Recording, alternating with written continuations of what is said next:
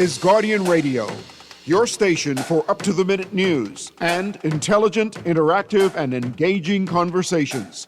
96.9 FM. The views and opinions of the hosts and guests are their own and they reflect the views of the management and staff of Guardian Radio. You're listening to Talking Heads with Naughty, hosted by Earl the Pearl. On Guardian Radio, 96.9 FM.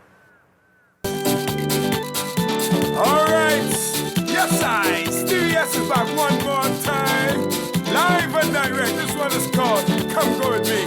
Back to Bimini, y'all. Listen here, watch it. Do it. When I saw you first, I knew you was the one for me. Talking Heads with Naughty and MJ is brought to you by Burger King, Fine Threads, John's Department Store, KFC, Prince Masters, and Tropical Gyros. Been to Inagua, been to Long Island, and Grand Bahama, and Walker's Key. So come go with me. And good afternoon, good day. How are you? It's Pearly in the house here on Talking Heads. Guardian Radio 96.9 FM. Is so good to be here with you today. It is so good. Summer coming. Or is summer here? It is hot today. And summer it's gonna be a hot summer, I believe. Boy, just make sure you stay hydrated, people. Drink your water. And it's a Naughty and MJ. And he'll get you through it. But to do that, you gotta become a Talking Heads, right? Here's how you can become a talking head, brought to you by BTC. And all you got to do is dial 323-6232. That's 323-6232. 325-4316. 325-4316. Or 325-4259. 325-4259. Of course, you can call toll-free from the Family Islands, 242-300-5720. That's 242-300-5720. And if you don't want to talk, that's fine. You can text me. I love to get your text. It's powered by BTC 422-4796. That's 422-4796. Let's talk it up today. Let's get into what's going on in the headlines. It's time for Headliners. Everything that's making headlines in the 242. Brought to you by the Fine Threads. I can behave today. Government projects $223 million surplus. Expect to achieve $70 million surplus in the current year. The government debt is at $11 billion with a B dollars. Government issues demand for administrative costs from Grand Bahama Port Authority. Pintard, the government surplus prediction ignores existing bills. And sad news, Rupert Roberts dies at 88 years old. And I got to know him a little bit. Enjoyed having conversations with him. In the business section, higher business license fees for firms, $175 million annually. Al-Qaeda's largest businesses have capacity to contribute more to national development. Public sector pension system being overhauled. Al-Qaeda's government improving public-private partnerships governance structure. And Rupert Roberts dies at 88. So, my people, before we get into anything, we got a caller waiting. Sitting in the what we used to say, sitting in the cut. Call you on the air. How you doing today? I'm pretty everything good. All right, my brother. What's happening? I had to call quick and wait for you to answer my call, man. Well, you're on. What's happening? I can't understand it, right? I listening. My whole family, brother. DLP, right? Yeah, I know. All right. I can't understand why people can realize that if your party doing wrong, you can accept that. But say they're doing wrong. Uh-huh. You understand? Instead of just following blindly and just listen to whatever they say. Try. Either you are a non-Bahamian or hate us. Hate everybody else and just supporting your party. But you got some mummies like that when the son, oh my good son, he never do no wrong that time. The fellow done get by 10 bank robbery and then. That way, man, and for us to move forward as a nation, these people got to open their eyes, man. Yeah. And care about Bahamians first rather than party. But I mean, it's this. I mean, in their eyes, they caring about Bahamians. In their eyes, they worrying about their party first because they worrying about them first. But they can't see nothing pearly. Yeah. I trying to tell them, listen, man, because my granddad was one of Finland generals. You understand? Understood, My papa was one of the signatories of the Declaration of Independence. Okay. Understand? That's all that's PLP. Uh-huh. I have the right to tell y'all doing wrong. I'm a free thinking person. I've been to college. Y'all been to think what I think is wrong and what is right. You're free to say how you feel about things. Exactly. So why y'all can or trying to ostracize people and saying they're against y'all when they just freely speaking what they really think? Sadly, freedom of speech. Sadly, our country has not matured enough to understand. You have a right to have which political side you want, but once the election is over, life must move on, and you got to be willing to give wrong where it's wrong. That don't mean you stop supporting. That don't mean. Mr. Mitchell is a very smart individual. Oh, you mean nothing burger? So he can't be telling people, don't talk against the party, don't do this, if y'all doing wrong, bro. Well, that's the point. How you could tell me I can't talk against y'all? Yeah. Huh? I don't think he was talking to you. I think he was talking to other PLPs. Don't talk against them. He's talking to them, the whole group, the whole RCCs or whatever. Uh-huh. But you can't tell people how to think and how to conduct themselves. If y'all doing wrong. Yeah. I allowed to say what I think about the wrongdoing y'all doing. Well, some people say you should get over it. Now, election over. You mean, you lose, you get. It ain't got nothing to do with election. I got you. I understand. It got all to do with that same aquamarine, gold. Yes. It's behemoths at the end of the day, bro. Yeah, I agree, brother. After the election over, all this is behemoths. All this have to live here. I have 3 daughters, bro. Yeah. They young. Yeah. I don't see no future for them in this country. I'm glad 2 of them born in America. Boy, yeah. So they have an option. Yeah. But you understand? And they give me an option to go over there and go live good life and think. Well, I ain't sure how good it is. I ain't commenting on that too much because I ain't sure how good it's on that side there. But you understand. I understand what you're trying to say. That's all we have. Yeah, this little country is all we got. And we can't lose this. We cannot lose this. This world, this country right here. Yeah. You understand? All we need is proper governance to lead us in the right direction, and we'll be okay, man. Yeah, I agree. Our children ain't growing up when we grew up in the 80s and 90s, living good life, going outside, eating fruits off trees and thinking all. Man, listen, I remember that days. I remember my mom used to go to work for 8 o'clock in the morning, 8:15, I in the road, prowling Chippenham. All right, till they get home. I eating ganap, I eating whatever in season, I eating hog plum, scarlet plum.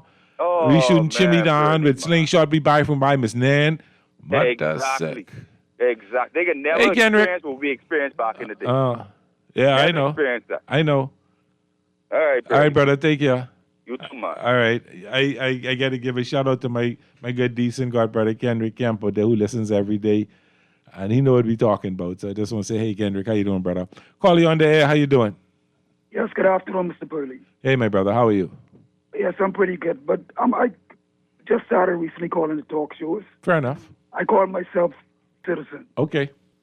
I worked for this country for almost 40 years in government. Okay? Yes, sir. I have 2 children.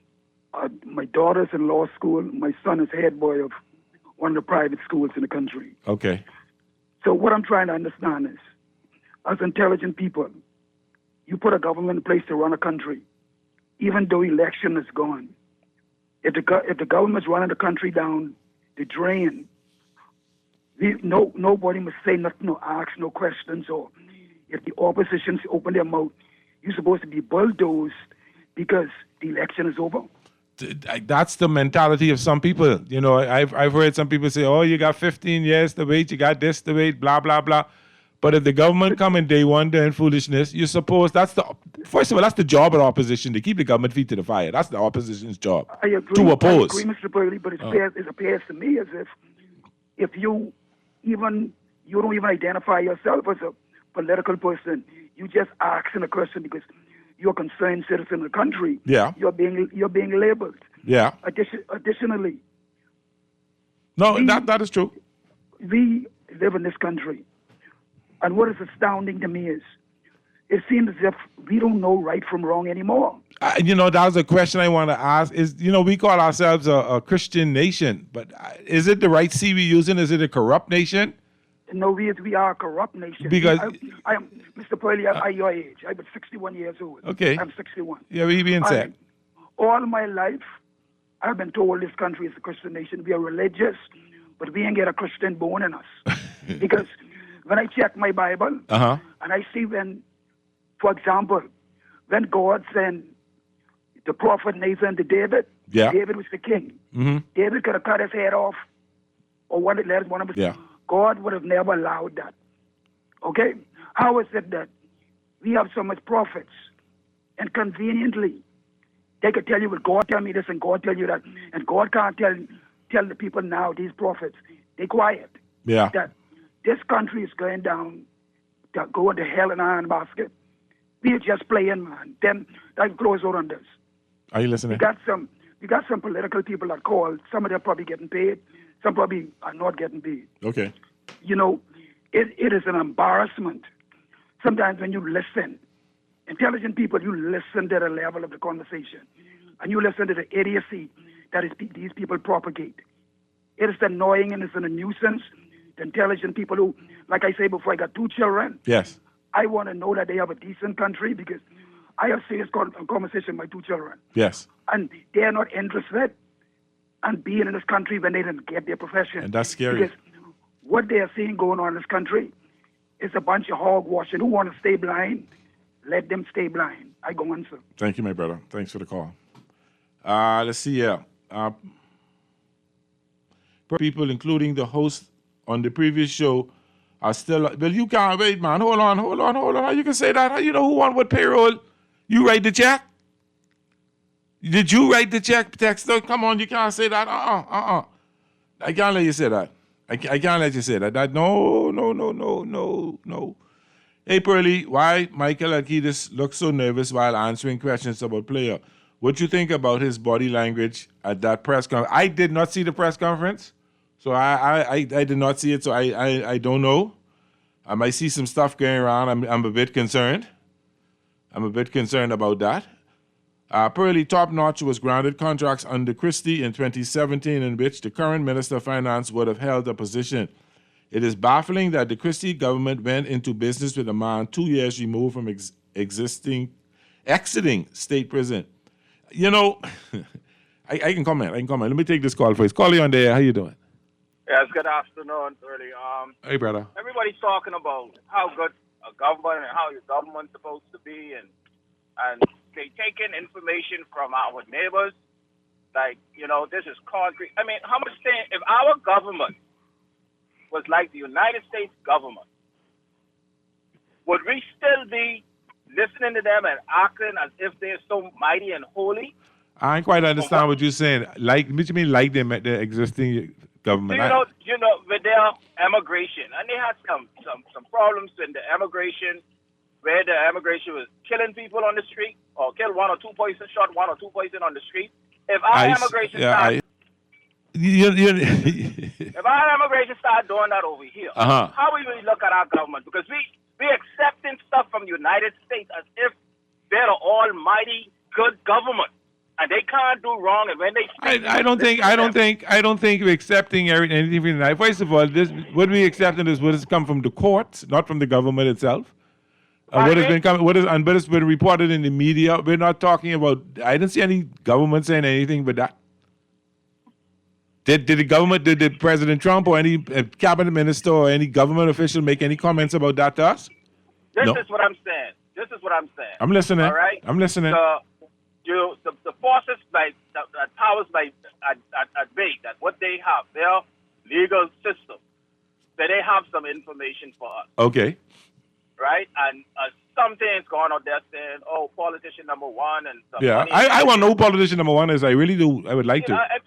Listen, I don't even know if the politician. So are you trying to say? I even putting my energy out there with that because the United States is not being all truthful with me. So you think it's being fabricated? That's what you're trying to say? Listen, do you think? I'm only saying. Just simple yes or no. Are you simple yes or no, brother? Are you saying it's being fabricated? I am thinking any possibilities because I'm sure Iran is not looking at the United States the way we're looking at the United States. Okay. And I'm sure that Iran is not going to believe everything that comes out of the United States mouth. Nor China. Nor Russia. Not a lot of countries out there. Well, but we as Bahamians, when United States speak, our government got to fall in line, and we got the information from our government because the United States said. You understand what I'm saying? I understand what you're saying, but I hear what you're saying. Well, it really makes us look ignorant as a people. And I don't know about that. I don't know if it makes us look ignorant as a people. It may be hopeful to some people for that to be true. Until the facts come out, let's just hear what they got to say. That's where I want our nations to go.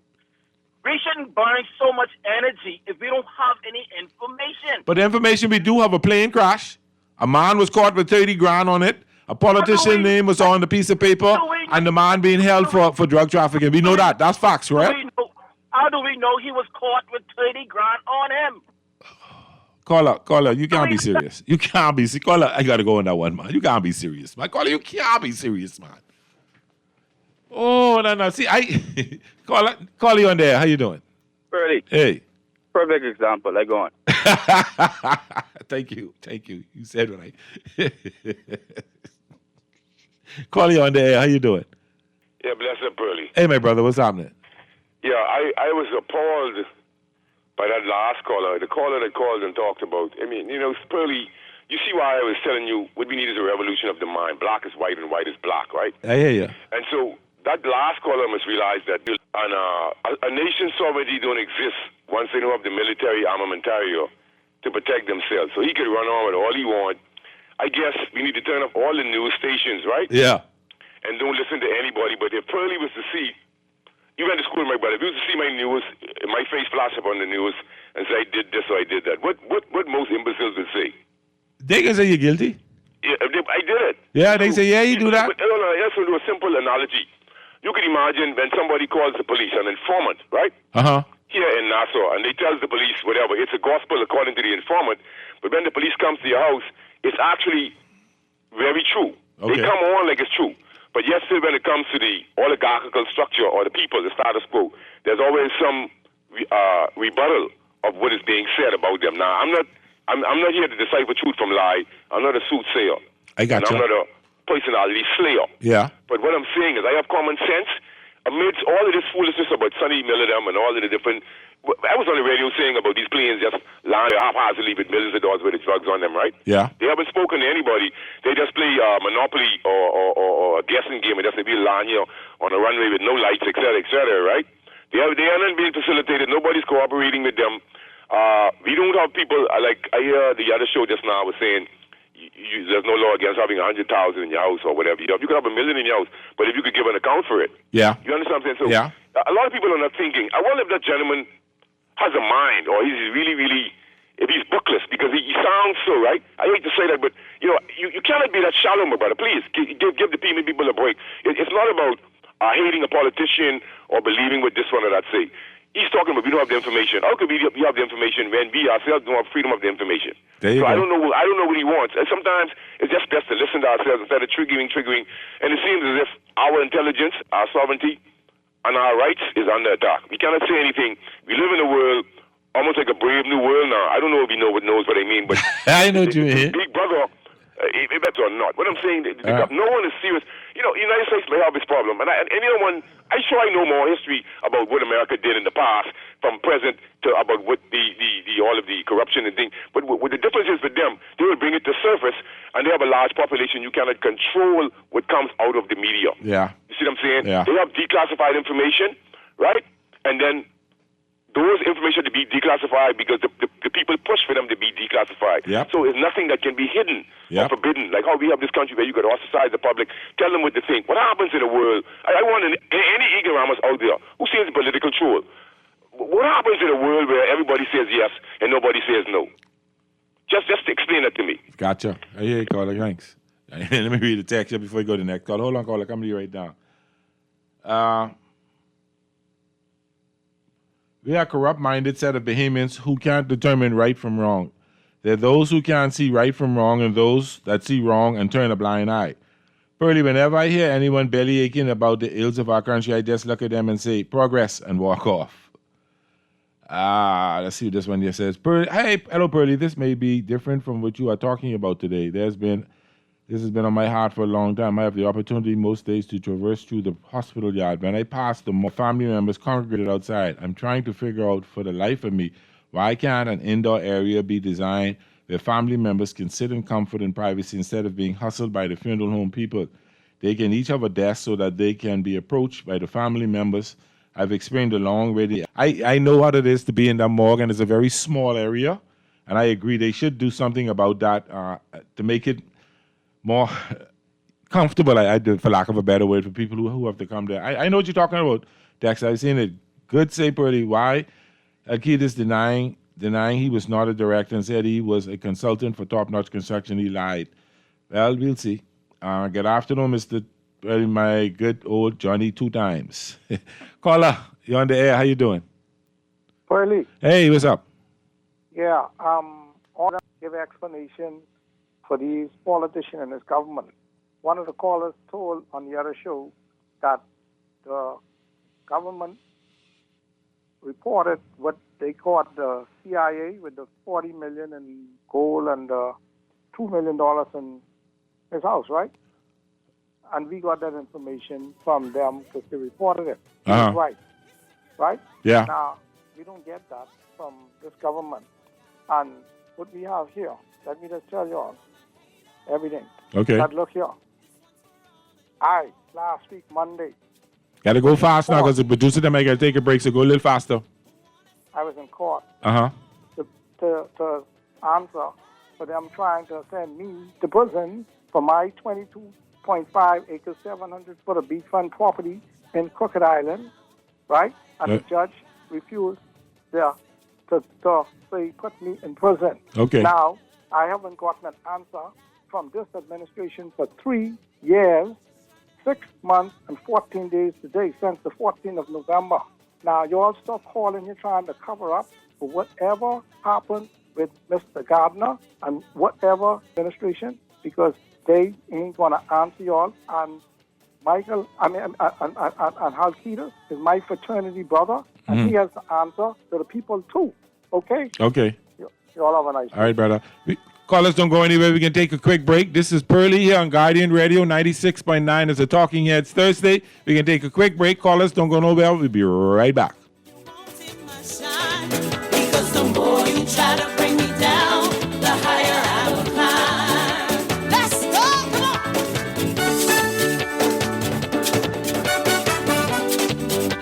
Yeah, Mama T, that's me. That's it.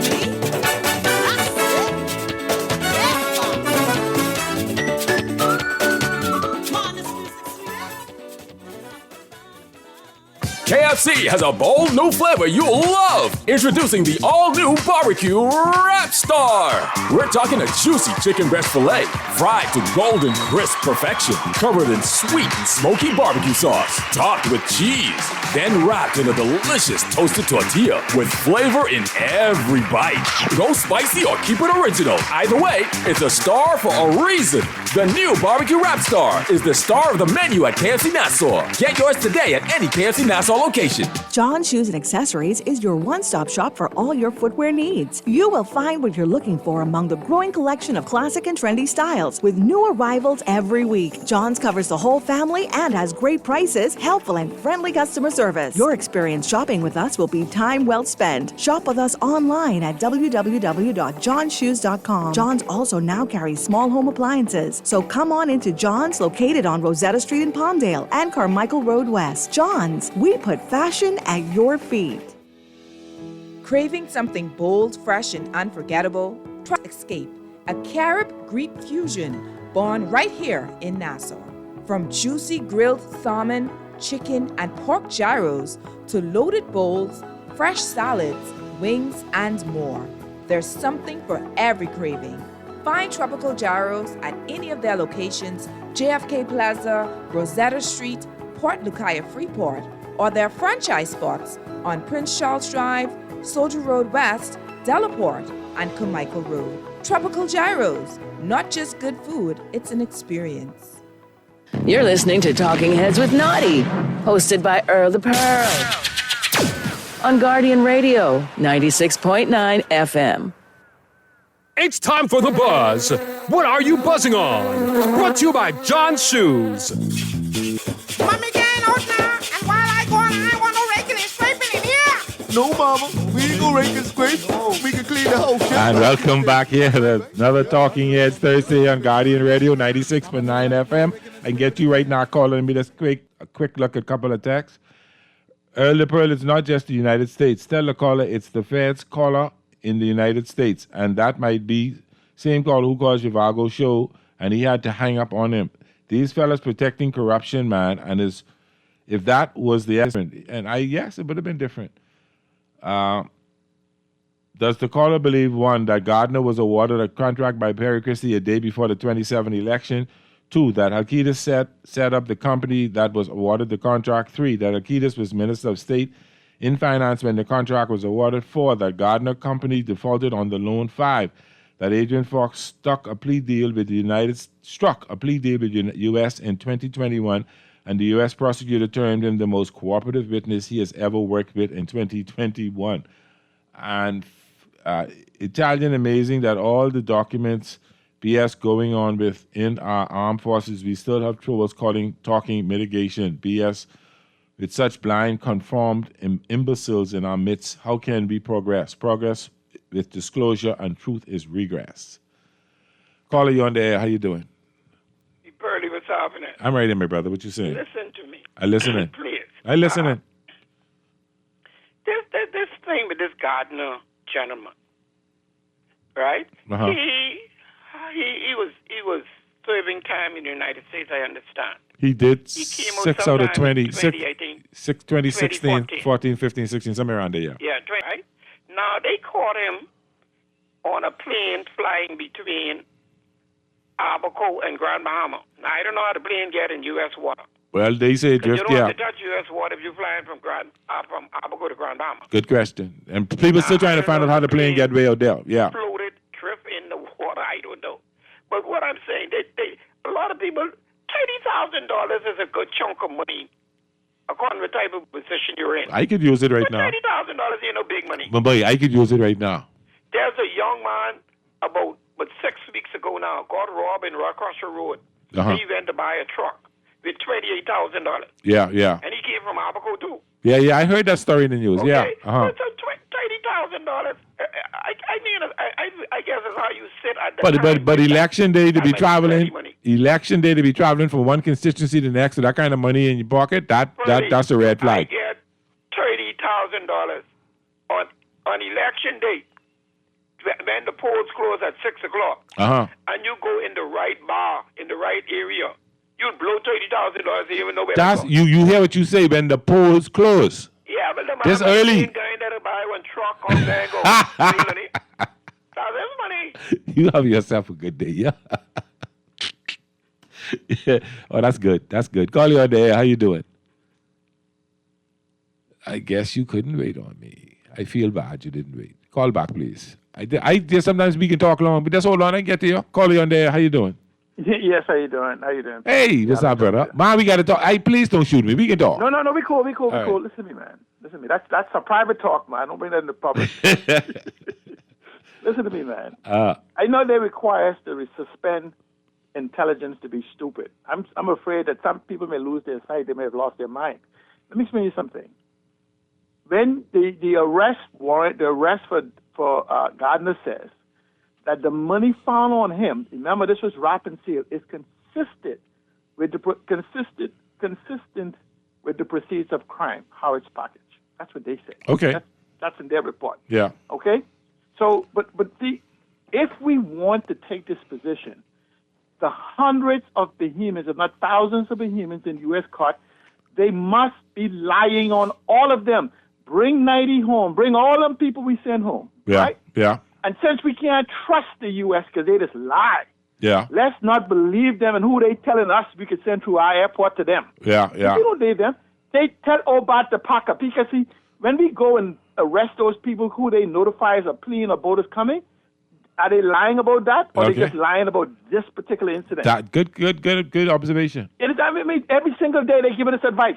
Yeah. And telling us with drugs and migrants and everything else, but all of a sudden, when they, as a political party, operatives within the party or members of parliament, they no longer possess credibility with the You can't even count the intelligence they provided us that has kept our country safe and secure. They're no longer credible. How could you believe they say they're picking on us? What type of madness that has to be passed through this thing? That is the mentality of gangsterism, of gangs. That's what gangs belong to. If I'm becoming afraid that if this is the mindset of those that is beginning to support the Progressive Liberal Party, they're taking on the mindset of two things, a cult or a gang. That is very, very troubling. It's scary. For someone that I have to submit to for the next 5 years. If that is so, that is very scary. Okay, and so what it is that we ask them to be protectors of the Constitution. Yes. Protectors of law and order. Yes. We are only asking for accountability that they promise transparency. Yeah. Go to their blueprint for change and go to their blueprint for progress. They promise transparency. They promise accountability. They promise integrity. They promise freedom of information. Tell me anything that has been asked of anyone that doesn't fit one of those categories. That is very true. You're very right so on point. Please tell the people, they're talking heads. Tell them, please, don't insult the intelligence of the majority of Bahamians. Because it's not all Bahamians, because I guess they're not included. And let me say to them, you won the election. The prize. This may surprise you. I think that's a shock for many of them. You won the election. I want to go about the period of governance. I want to hear the complete details of each ministry, their responsibilities. Oh, I can't wait for this debate. I want the policy, the written policy for each of those that they can put out, and I want the framework of what they said will happen. They said an inclusive economy. Have they released the budget yet? If I can't have access to the information to make a decision. That's my question. Have they released it? I tried to find a copy today. But it's not just the budget. See, when we have information, we can get to understand that, just like Mr. Zhivago Lang said, you can fix the budget, do anything. That's true. If I decide not to fix the hole in my roof, so I could not spend more than I make, not take out a loan, guess what? The hole in the roof is going to get worse.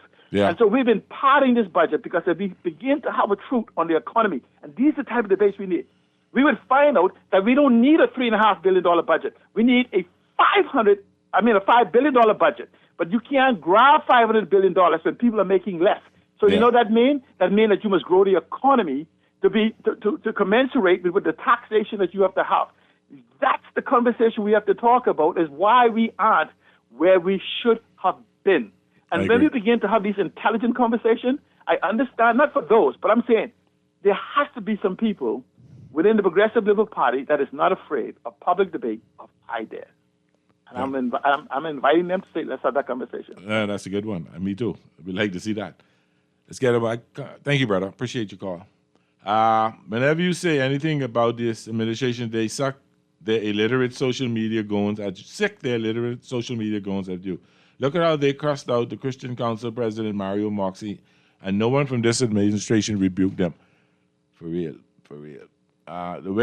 It says here, the weird thing is in today's, why did this thing pop up in front of me? Let's try this again. The weird thing is in today's news clip, Halkitis did not say he was Minister of State in Finance in 2017. He said he was working in finance. Isn't that a strange omission? Do you recall last year the entire mooring contract was canceled when it came to light? That employee of the Ministry of Finance had an interest. How much weirder would it be for the minister? I don't think so. I hope not. Bahamians don't allow the Davis administration to play deaf, dumb, and blind on the crash with cash. Carly on the air. How you doing? Early, good afternoon. Hey, brother. Early, I am standing here astounded by the level of conversations I'm hearing on this airwave during your show. And C. Allen is so right on everything that he stated. Yeah. It seems as if, we play not tit for tat, but we cherry pick things. When the U.S. government or the U.S. Justice Department or the State Department issues statements or whatever, or even the courts, the Bahamas government pays attention. Okay? The Bahamian people pay attention. You know why? Because a lot of Bahamians honestly do not believe in our justice system, neither do we believe in the authorities that are here. They are proven to be a double standard. It's a one standard for us and one standard for them. Okay. And this is so unfortunate that we as Bahamians could hear the bunch of garbage that's being spoken on these airwaves in defense of the indefensible, but yet they're still trying to defend the nonsense. The bottom line here is simply this. You know, the U.S. government, what we get out of the U.S. news and the U.S. government, and oftentimes in the Bahamian people's minds, far exceeds what we get from our own authorities. And that's the sad reality. A lot of people do not believe in our justice system. And until the day comes when the justice system and our leaders in this country decide to do what is right, not do what's right in their time, but do what's right all the time. All the time. Then you would begin to win the confidence of the Bahamian people. And that is the problem. There is no true confidence in our judiciary. There's no true leadership in this country. And I don't care how much. I always tell people, I came from the Progressive Liberal Party. I know the party. Okay? I know what the party stands for. And there are a lot of things, as the previous caller said, you could be a PLP, but you have the right to speak out. And you have a voice to say what is wrong, what you see going wrong. But what they try to do, or what they try to program your mind to do, is, you don't talk about it in public. That's a bunch of nonsense. What's wrong is wrong. And any day, and I'll close on this point, any day when you could condone wrong and call it right, that is a very dangerous precedent. We are setting up for not just our people, but our children that's coming up. How are we supposed to guide them if we can't distinguish what's truth from false? Yeah. We got to fix this problem, man. But we got to. Anyway, I will close on that and give somebody else a chance to call in. Thank you, my brother. I am really amazed at the conversations and the defense that I'm hearing for this nonsense. Thanks for taking my call. Thank you, my brother. Thank you so much. Good day, Brother Pearlie. The corruption among Bahamians and the justification of citizens to protect political figures is outrageous, and Jehovah God Almighty is exposing them all. Let the chips fall where they may, Pearlie. PM Dr. Minnis stated that the Bahamas is a very corrupt nation. From Grand Bahama, we are listening today. Thank you, Grand Bahama. Thanks for listening. Says here, Pearlie, Pearlie Ben Julian calls in from my great constituency in Bamboo-Tan. I took the 2 earpieces from my ears until he's finished. Tell him my part of Bamboo-Tan, Anton Drive, where big bed almost in the road already. Anyway. Pearlie, Darren Cooper on the show this morning in Freeport done have his shirt saying, who's politician number one? And he's printing them, I need to get mine too. Who is politician number one? I saw the opposition walk into the house yesterday with nameplate saying, my name is, I'm there, how you doing? Hey, Pearlie, good afternoon. Man, I agree with your last 2 callers. Okay. But what I would like the Bahamian people to pay attention to, our Prime Minister and Foreign Affairs, Mr. Mitchell, these guys have access and direct access to the president. Well, I don't know if it's direct access. You got to go through some channels, but I know what you're trying to say. You, as a Prime Minister of a country, to go straight to the United States President. Okay. Any country head leader could do that. Okay. Right? They have access and they know people that they can get this information from. But no one seems to put this at the forefront so that they get settle this, knowing the stain they put on this country, and to get that person out of Parliament. But because they don't want to lose just 1 seat, they should tell the Bahamian public just how this government thinking about the people. You see what I'm saying to you? I got you. Because if they want this information, they could get this information. They probably do it and already have it. Maybe. But don't want to say. This only me now. There's only Pearlie, but I believe they know something. They know something. Because but they didn't know the stain and they didn't know what can happen, and I believe it's more than one. This is the reason why they would not release that information. But I blame for the state, because what's supposed to be happening, whatever going on in the U.S., you guys are supposed to have a team there following. Well, they set up for them to go to court.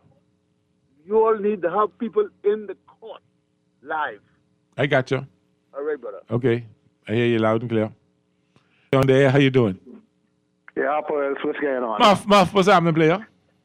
Man, wait, what's that name? What you calling me? What's that name? No pun intended. Yeah, I don't want to come down and snatch me out of. Let me rephrase this. Muff, what's up, my brother? Yeah, but really, this is what I want.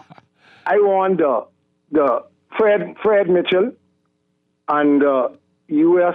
ambassador to stop saying we have a great diplomatic relations. We do, though. We have good diplomatic relations. Well, I when Fred Mitchell say he only hears things off the news. He don't know nothing. I got you. The Prime Minister say he don't know nothing. So right? you believe them, or do you think they tell us the that's truth? what I'm trying to say now. Stop Okay. saying it then, because that's why I don't believe them. I got you. Now watch this one. When he was in New York, when he was in Orlando, they haven't even let the Bahamian Consulate General see him. Now he's going up to New York today to go to court. The Bahamas ambassador is Leroy Major. I'll bet when the news come on later, they let him see him. I know them. That's the U.S. ambassador to Washington is Wendell Jones. I don't know. No, but I mean the Bahamian ambassador to New York is Leroy Major. Consular General. I think somebody, I can't remember. I think so. Yeah, Leroy Major. Yeah, because that's my cousin. That's Jeff Major. The Lawrence Major from the French force who they named the boat after. That's his son. I got you. Yeah, that's my cousin. Them. All right. Right? Yeah. Uh-huh. Cheryl Major, Cheryl Bazard, all of them. I my got cousin. you. All right. Yeah, but if they know nothing, how they have a good relationship, diplomatic relationship with them, when they don't want to know nothing. I got you know why? Because the U.S. don't trust them. Between that, they've seen that politicians involved, the U.S. ain't saying that they ain't trust them because they don't know who is who. Okay. So I guess if we have a bad diplomatic relationship, we probably be getting to like Cuba then. Ooh. Because if they call it a good relationship and we don't know nothing, but if we have a bad one, they probably treat us like Cuba. Yeah, because they do have an indictment for Raul Castro, so maybe, we'll see. Right. This all of this is still fresh, so let's let it play out. But I feel sorry for Castro because he shoot down our planes too in 1980. Well, he wasn't president and his brother Fidel No, he was the president. Minister of Defense. I got you. Okay. Yeah, he shoot down our plane too. Not only brothers to the rescue. Our So I boat, not feel our sorry for plane. him. Sure, sink our boat, the Flamingo. Sink our boat. So I want our politicians and things who do guilty right on the side of him and will sail up New York for life. Have a good day, Willie. Muff, my brother. Call you on the air. How you doing? Hey, Pearly, how you doing? I ready, brother. Pearly, what we got to understand, the U.S. government don't see PLP or FNM. What happened to all the coke, what was on Marvin Dame's boat? You all ain't talking about that. But you know what I find very interesting? And I'm glad you bring that up because I was going to say something.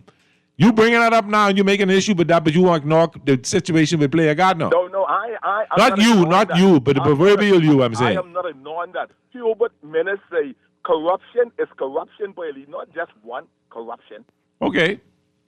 Well, that's what the U.S. government don't see PLP or FNM. Yeah, but I don't see the U.S. government I don't see the U.S. government investigation Marvin Dames. I don't see the U.S. government calling his name. You say he have to explain. You say he have to explain that. But as far as the U.S. government and the law enforcement, they ain't got nothing to say. Ain't not that finished. Investigation ain't over yet. Let the chips fall where it may. Oh, okay. All right. I got you, brother.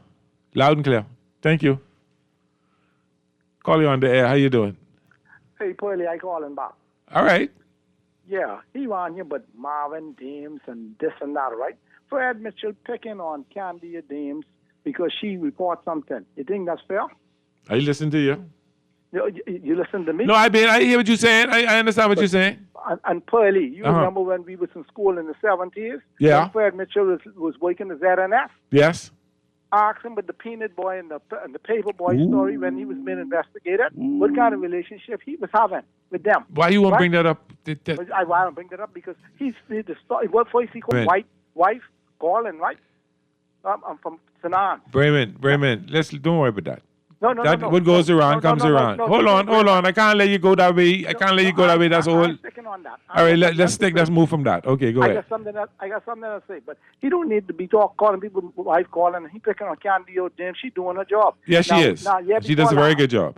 Not year before last when my schoolmate Leroy, a major who is ambassador up there in New York, he ain't getting to see no player. Because guess what? He ain't no lawyer to beat with him. Them people ain't playing with that. Okay? You see what I'm saying? No, but there should be some last, as a foreign citizen in that country, they should allow the U.S. the Bahamian embassy have some access to him. They only can let his lawyers see him. No, if an American get locked up here, the State Department, the American embassy can send somebody to talk to him. They would send a representative from the State Department. Okay, I even remember that. Okay. Year before last, he want to talk about Marvin and the association and whoever's on the boat. But what about the king here? The $2.5 million. When the finance minister was in the house. Who called them out to tell them, stop lying, but you're refurbishing, you're going to biplane? It was me who tell them when my schoolmate, our schoolmate, Michael Clinton, doing his job as opposition, the head of the opposition, right? Was holding a speech during the budget debate, line item. And it was me when they start talking, and I tell them, look here, no. They're talking about that King Air that they landed in Colonel in the middle of the night. The officer who landed that is still on the police force. The officer, no name, who was responsible. If he didn't get out of his bed when he had a plane land, it would have gone through. And they need to talk about that. Okay? So Okay. they was lying. People, they were going to buy a plane. I know what you're talking about. The story is very fresh. Yeah, it's a confiscated plane. I know very much what you're talking about. Call you on there. How you doing? Pearly. Hey. Mom, Pearly, you see why people is called the Bahamas corrupt country, right? I listening. Listening to the talks. Yeah. Talks, Yeah. Show today, good show. Yeah. And the people that I'm calling them trying to defend obvious corruption, right? Because if it wasn't that way, right? See, when you can come and tell me Pearly was doing bad, and now I doing bad, and the reason why I should get away with doing bad is because Pearly was doing bad. What type of country is that? Yeah, not because I do bad means you should do bad. Well, listen to the callers. And that is what we as plenty people. Or the F&M used to do that, so why? Or the PLP used to do that. So no, if you do wrong, you do wrong. It don't matter if somebody else do it. That's the whole point I'm making to you, my brother, because when you get a big grown people, men and women, justifying wrong only to make sure that they're on the side of their whatever it is they're supporting. Yeah. But have no interest of the reality of the justification, because it can be reality can set in place one day, right? Because hey, we could pretend all we want that we ain't saying what we saying, but the day can come when we wish we to take a better stand at what we are looking at, Pearly, and this country. We have to stand up for the truth and the right more than the fluff and the pageant. That's better than because the PLP and the FNM, they did good for this country, right? In some instances, but everybody in their mummy could see that what's happening in this country today, the people aren't benefiting. Have a nice day, my brother. Take care, my brother. Thanks for calling. Appreciate you. Call you on the air. How you doing? Hey, Pearly. Hey, Pearly. A long time no see. Right there, you wasn't looking. I was standing right behind you all the time. When? At certain places? I can't say because then you would know. I know I ain't been in no bad place, so I ain't worrying. Good. Then your mind is settled. Oh, it is. Very much so. Next time you can touch me on my shoulder. Will do. Okay. Like the gentleman who was calling talking about the Marvin Dame situation. Uh-huh. Why didn't he mention all of those others who are already indicted in the U.S.? Because it don't fit their purpose. No, but I mean, come on. I was telling somebody the other day, look at the way this election went. Uh-huh. It showed that corruption or the idea of it, we don't care as long as it ain't us. It looks like that a lot, and I'm very concerned about how we as a Bahamian people look at corruption. But somebody's telling me all of us corrupt, say, and I wanted to ask, if one person can call me and tell me they put everything on their customs declaration form, then I can stop saying we're a corrupt country. No, I would never say we're corrupt. I don't put everything on my customs declaration form because some of the clothes, I wear them while I smart. I wear the clothes, wear the shoes. You know, when you walk around the hotel with them. I let you go. I got another call before I got to get home 5 o'clock. Thanks, my love. Say she's better before she go. Call on you on the air. How you doing? You got the last say. Upstairs, good evening, my good buddy. Hey, brother, what's happening? Hey, Pearly. Hey. Sparky here. Sparky, what you saying? You got Man, 30 seconds, you Sparky. can Remember I tell you the last caller because I go to 5 o'clock. Talk to me. Look, people like you and God, I really appreciate y'all so much as talk show hosts. Thank you. At least y'all has be live with people. I say you and God, y'all has be so live and Miss Green. Okay. Y'all has allow people to do and talk the truth rather than these other people who just trying to blow themselves up as educated talk show hosts and callers in who just want to blow themselves up. I got you. We trying to build the Bahamas and get this country together. Where your PLP, FNM, this and that and that. Okay. We trying to make money. You trying to make money with all the sponsors and everything. Yes, that's what we're trying to do. That's what. Why you in the show? You ain't there doing it for nothing. you think we stupid? You there? If you was doing that from nothing, you'd have been on the doggone corner trying to sell mangoes. I thought you was going to say something else.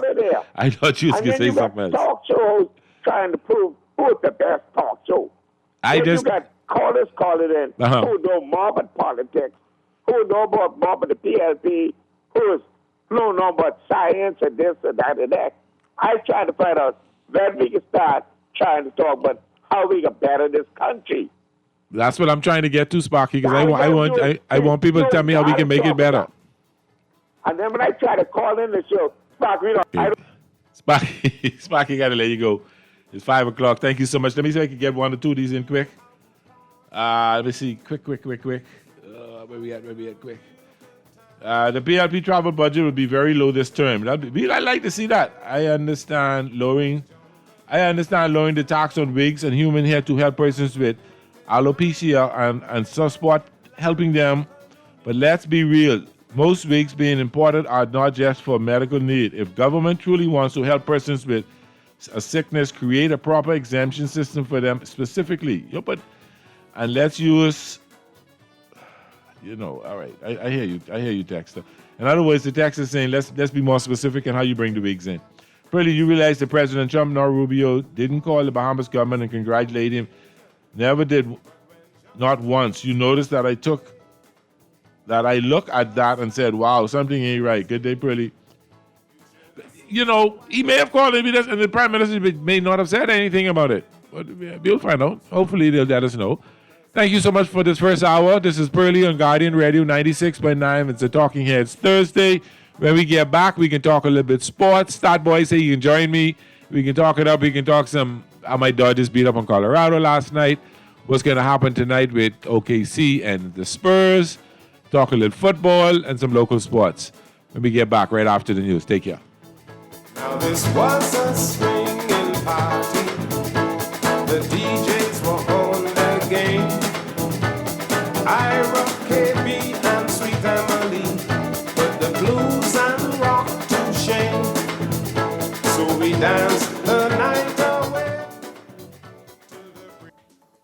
Turn a trip to Burger King Nassau into a galactic adventure with the Mondo and Grogu Whopper Combo, featuring special shake fries. Whether you're a bounty hunter in training or just here for your way, Burger King Nassau has everything Mandalorian and Grogu related you could want. Grab the toys, the mugs, the crowns, and your crew, and head on down to BK and celebrate the Mandalorian and Grogu adventure with Burger King Nassau. This is the way.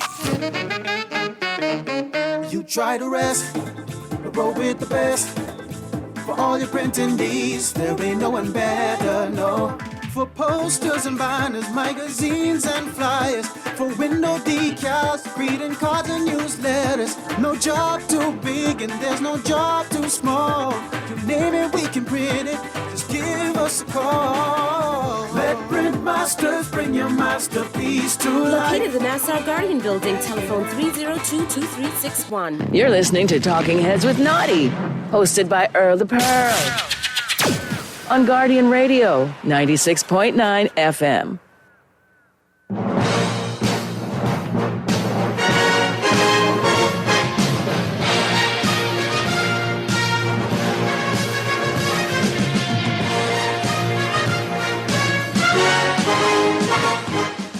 Talking Heads with Nazi and MJ is brought to you by Burger King, Fine Threads, John's Department Store, KFC, Prince Masters, and Tropical Gyros.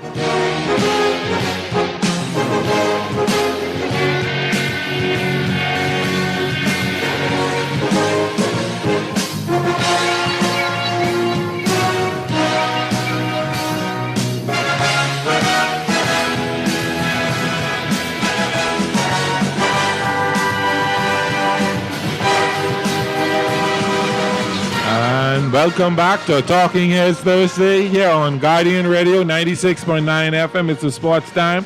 Stat Boy, you can jump in with me in a second. Caller, just hold on. We can get back to you, but I got to do what I'm supposed to do first and foremost today in sports history. What did I do with that? I just had it in front of me a second ago. Here we go. Today is Thursday, May 28, 2026. And today in sports history, in 1941, the first night game in Washington, D.C. took place. The New York Yankees beat the Senators 6-5 at Griffith Stadium. In 1946, the first night game at Yankee Stadium took place. The Senators beat the Yankees 2-1. Okay, all right. In 1951, Willie Mays hit his first home run. It was also his first major league hit. In 1956, Dale Long became the first to hit home runs in 8 consecutive games. In 1957, National League club owners voted to allow the Brooklyn Dodgers to move to Los Angeles, and the New York Giants could move to San Francisco. The rest is history. In 1962, that was a great year. Worldwide World of Sports with Chris Schenkler premiered on CBS Radio. In 1995, the White Sox. In 2003, Patrick Roy of the Colorado Avalanche announced his retirement from the NHL. He left his career in the NHL leader in victories, 551, and games played, 1,029. He was also the all-time leader in playoff victory games played and shot. He was a great goalie. In 2006, Barry Bonds of the San Francisco Giants hit his 715th career home run. The home run allowed Bonds to pass Babe Ruth on the all-time list for second place. In 2017, Takuma Sato became the first Japanese and Asian driver to win the Indianapolis 500. And the sports quote of the day, it is not whether you get knocked down, it's whether you get up again. Vince Lombardi. Yep, that's how it goes. Stat Boy, what's happening? Going on, Earl the Pearl, everything good? Ain't no use complaining. Let me just get into the home front. Windsor and LCIS win back-to-back soccer titles.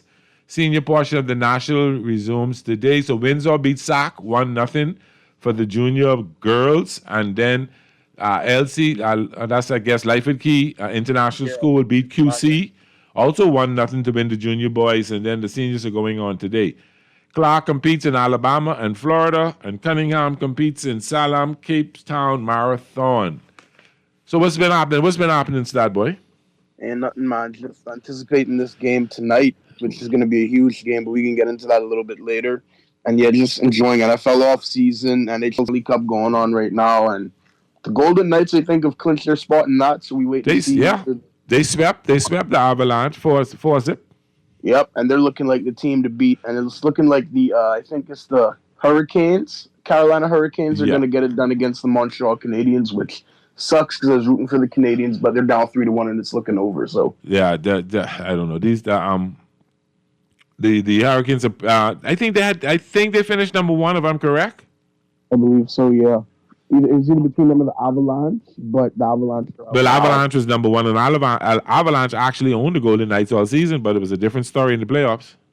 Swept right up. Yeah, and I talking convincingly. It was. They were leading like 2-0, and then the Knights came back on them on I think 2 or 3 separate games, so they were down and came back to win the game. So that's been some great hockey.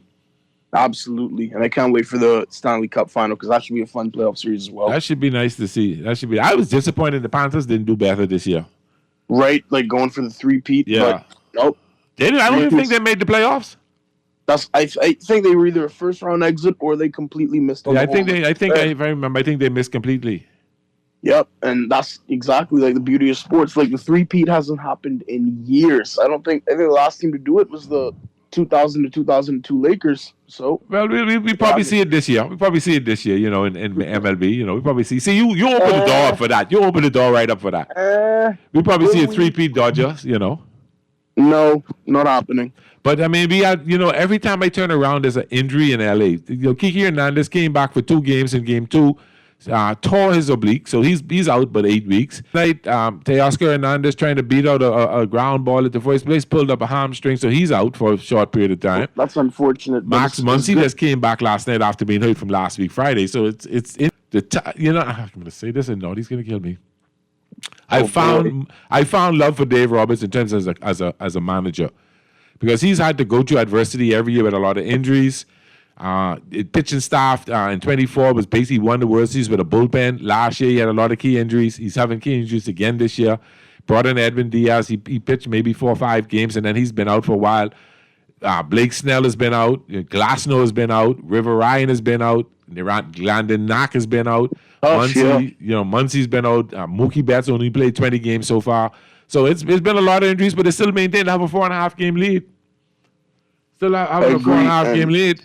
I think it's better that you get these injuries out of the way now so that they can be fully healthy going into the August, September, October stretch. Yeah. But it's like I always say, it's better to have injuries now than to have them in October. So I'm get them out of the way now. Glasgow, Snell, Diaz will all be back right after the end of July, by the end of July. So that gives them, that's a good shot to come back for, Oh, yeah, for sure. And that team's going to be dangerous because they're going to maintain, they're going to keep winning series, stocking series, and then they'll get all those guys back. So. Exactly. And then, we just swept the Colorado Rockies convincingly. Well, that's Colorado, though. Yeah, but then, but Colorado actually plays better baseball outside of Colorado than they play in Colorado in terms of giving up runs. But they got the worst starting lineup in baseball. So, yeah, okay. Come on, man. That's the Rockies. Ain't much to say about them. Well, you should beat those teams when you play them, because we had a game and a half lead over the Padres when they came in. Padres got Philly swept them. Now we swept Colorado, so we pick up 3 games on them to jump to 4.5 games. And Philly's coming into LA tomorrow. Phillies are coming into LA tomorrow? Yeah, how you shake them up. Yeah, I think so. I mean, once you guys have Shohei, y'all are always going to be good. I mean, that guy's an X factor. I got a scare the other night. He was batting, and the fella hit him with the baseball on his pitching hand. But he has this big donut of a practice of a padding on there, and it just bounced off the padding. So he just felt the sting of it, Yeah, he'll be good. And he came back. Players. Yeah, came back and didn't have his best stuff and pitched 6 innings and shut out baseball, no hit baseball. Sorry. So he pitched a pretty much a gem last night. But what's going on with your Yankees? Well, we're winning again. We're only a few games back. You're only a game and a half out right now. So you're only a game and a half out right now. Eh? So I'm very, very excited for that. I have to check who we have in this week's series. That would be the Royals were already done away with them 7-0 last night. Yeah, you beat up on the Royals. You're off tonight, so I don't think you play till tomorrow. And I think you got, if I remember.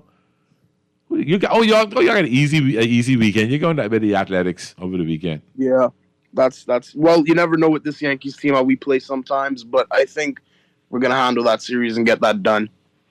I'm surprised I'm not surprised, but surprised that the Braves are so far ahead. They're doing so well right now. Well, again, early season, but they're healthy. They're healthy right now. Exactly. They have to go through some adversity. They have to overcome that because.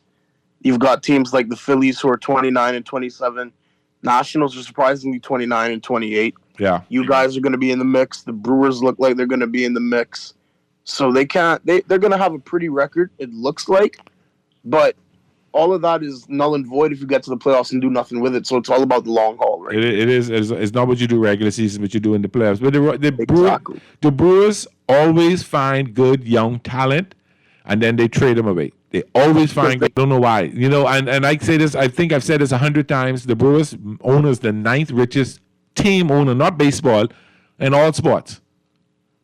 Billionaire. Doesn't want to spend to build a team. And don't want to spend, But so they're really lucking into a lot of these pieces.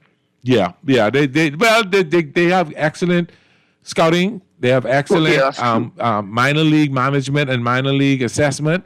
And they teach well. And so when they get into the majors, and they produce, and like the shortstop they got right now is not a great hitter, but that brother could glove. He can glove.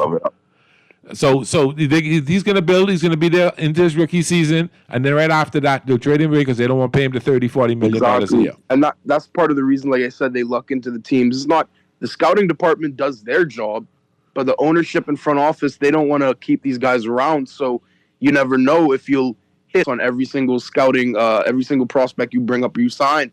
So they've been getting very fortunate. Now, what's going to work well for them is when salary cap comes in, which is going to be there shortly. They're going to be able to. They're probably going to master on how to balance that, and how to build a young team but on a small budget and still win. The good thing with the Dodgers we've got a fantastic farm system. Yes. So if we lose out on somebody, and these big name players that we got with the money, they with us. Freddie got another 4 years. Mookie got another 4 years. And Shohei got another 10 or 11 or 9 years. However many years. Plenty years, right? Wild. Plenty years. So they're there. Wild. So and so we won't be able to sign any more big name money players, but we've got a lot of talent coming in. We've got probably the best 4 outfielders, maybe the top 50 or top 20 outfielders in baseball in the minors sit up there waiting to come. So we got some good young talent. The kid Freeland, who's been in and out, because they were going to send Ha-Sung Kim back down and bring Freeland up, but with Kiki getting hurt, it kind of helped him bring Freeland and keep Ha-Sung Kim in there. So we got 2 young, talented infielders that could probably get an opportunity to do some things. So we'll see what happens. I'm excited. I would be if I was the defending 2-time champions as well, back to back. Yeah, well, you should, shouldn't you? Yeah, man. I get it. I get why you're in somewhat of that guy mode. Not yet. Fully that guy yet. Not yet. Give me till about the end of August, and then I'll be. When I see how like the old people say, when I see how the land lay, then it'll be a different story. Exactly. Yeah. So, what do we think is going to happen tonight? In this game tonight? Yeah. Boy, man, what I saw out of the Thunder in Game 5, as much as people are going to hate to admit it, like people pinpoint Shea's free throws and the Thunder's free throws a lot, but the Spurs are getting some free throws as well. Granted, everybody's getting fouled and they're in the paint a lot. These are 2 teams who love to live in the paint. Yeah. They drive and dish. Yeah. They move the ball very well. Yep. But you're seeing, and I think we could get into X's and O's and we could get into all those sorts of things which are very valid, but I think it's just the experience. The Thunder in 24 really resurged. They were the 1 seed in the West that year. They swept the Pelicans and lost to the Mavericks in 6 in the second round. Yep. Then last year, won it all. Granted, Halliburton got hurt, and people like to say, "Oh, well, what if? What could have happened? What should have happened?" The bottom line is the Thunder won it all, and this year they're just proving why they're the creme de la creme of the league right now. And that's the experience that they have over a team like the Spurs, who have never been there before. And I tried to say that several times to your mom and dad. I tried to say that. Yeah. Listen, regular season is easy. You play a game here and you head out. You see that team, if it's not in your conference, you don't see them for another couple of months, and then you head out. But with this game you play game 1, you do some things, and now the coaching staff get to sit down and make some adjustments. Look at tape, say, oh, they did it this way, and be able to study those players a lot more because they have more time and they're only concentrating on those players to study to make some adjustments. OKC has the experience, as the Knicks. I said about the Knicks. The Knicks has gone through the progress over the years, getting beaten in the first round, getting beaten in the second round, making it to the conference finals, getting sent home. So now they're in the NBA finals. I'm picking them to win it all, but if they don't win it, I look for them to be right back there next year. I could agree with that, but in all fairness to the Knicks, I love what they've done. I got to tip my cap to Brunson, who took, I think, $100 million or $115 million pay cut for them to add guys to keep guys like Josh Hart, and then bring in a Mikal Bridges and bring in a Karl Anthony Towns. And now that team was a finals caliber team, and now they're in the finals. Yep. My thing with them, though, is that they got very fortunate to play Atlanta in the first round, Philadelphia in the second round, and then the Cleveland Cavaliers. That's all I'm going to say. Yeah, they were fortunate, but they did what they were supposed to do with them, and they came in front of them. And not to act like they're not playing top-class basketball, because they're scoring 120, 130, 140 points in some of these games. I mean, it's getting ridiculous because even the bench is eating. The starters will leave with 90 points, and the bench will go get another 50 points and make it a 140 game. Yep. And they're doing that. And you could say they played Atlanta, they played Cleveland, but they played playoff teams. They played playoff games. Yeah, they did. but when you compare it to a Spurs who've gone through, okay, Portland, not the greatest team, but then the Spurs have beaten Minnesota. Obviously, the Thunder were the 1 seed, so they got fortunate to face off against the Phoenix Suns the first round. That was a sweep. And the Lakers. And then, of course, our Lakers, That's a as sweep. well. And so, yeah, the teams don't look as great, but the Western Conference has been so close all year and so tight that it's been like a collision course for these two teams to meet each other, and that's what we've been anticipating. Yeah. And that's why I got to say about the Spurs, too. I wouldn't write them off just yet, because this is a Spurs team who's going to be at home with the crowd fully behind them. Their back is against the wall again. And pressure. They just have to. Yep, the pressure's on them to win. Like the pressure is more so on OKC to close it out. I don't know, so because OKC, listen, if you don't close it out, we going home. We're comfortable. That's fair. So I mean, this is it for do or die for San Antonio. Pressure taller on San Antonio to keep the series alive tonight for sure. Because if they don't, they'll be watching it in the losers' lounge with me and you. That's why I think Jalen Williams likely won't play again tonight because they're up 3-2. Now, if it goes 7, I think Jalen Williams is going to have to play that game. Yeah, probably so. Let's take this call and see what's going on. Caller, on the air. How you doing? Hi, good day, Pearly. Yes, sir. I hope you give me an opportunity. I hate to take you off course, but I feel as a citizen I need to report this. So you're going to take me off course. Okay. I can give you this. Well, young people are saying give you this blind. I was just on Port-of-Ski. Uh-huh. And there is a man in a glass-bottom boat with a bunch of tourists on it. And the current between that under the bridge there is rough. And the top, the water is about 2 to 3 feet. And he does not have a life vest. I made sure I looked. That is too dangerous. The best swimmer, the best athletes got trouble swimming in that right now. But they can't be on the boat, on the sea without the life vest be up in the roof. I made sure I looked. And the water is so choppy. It's high to the boat. And nobody has on a life vest. You can't allow that, man. I feel the urge as a citizen and more foolishness like this. He don't have a vest or none of them people in that water out there. I hope the proper authorities, which I know are listening, will go and check that out. And I came right here and I got on the phone and I called whichever show I could have got on. Fair enough. And I do hope are listening that, and somebody will check it out for us, yeah, please. and I felt the urge, the need to do it. Understood. And we got to watch out for the safety of everybody, including our tourists. Thank you, my brother. Okay. I hope they check that out. So, Stat Boy, yep. What's I was going to say, the pressure is on San Antonio. And there's somewhat of pressure on the Thunder because then if they lose, the pressure is really tall for them for Game 7. Yep. But I just have a feeling, I think because that pressure is on, I think the experience, I think the veteran leadership of Shea and Caruso, particularly Caruso on that team, I think it's over tonight. I really believe it's over tonight. That's not crazy to say. I mean, of course, you know who I'm going to roll with, but I will say in fairness to the Thunder, defending champions, they've been here before, they know what it takes to win. And the key thing is that they've adjusted every time to the adjustments the Spurs made. Yes. You see I think it was Game 4. Because Game 3, we saw the Spurs would double Shea right when he came across the half-court line, a high double team. Yeah. Try to trap him, force him to get rid of the ball. And the Thunder were moving so well without the ball, and that's what great championship teams do. They move without the basketball to get guys open so he can make a read and find an open bucket and find a play. Because it becomes a numbers advantage. Yeah. It becomes 4 on 3 when you double Shea. Yeah, it does. The Spurs adjusted to that. They would mostly single Shea. Then when he would make his move to the bucket or try to get to the mid-range, they'd bring the closest help defender over to, wall him off when he's already there.